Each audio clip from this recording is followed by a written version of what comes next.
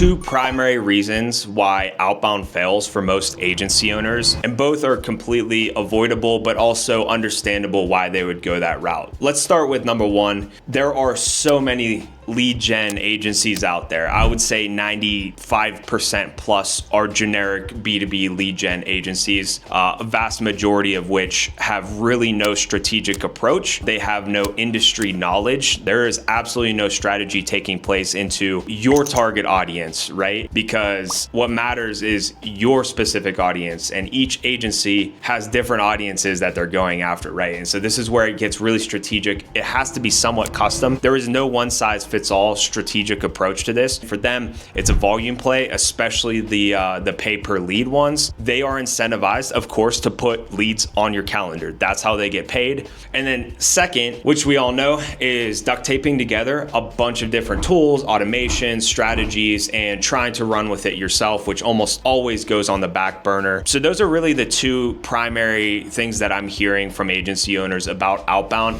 I'm here to tell you that this does still work today here in 2025. It just takes a little bit more thoughtfulness, a little bit more intention, and really, really micro-targeted campaigns and positioning in general.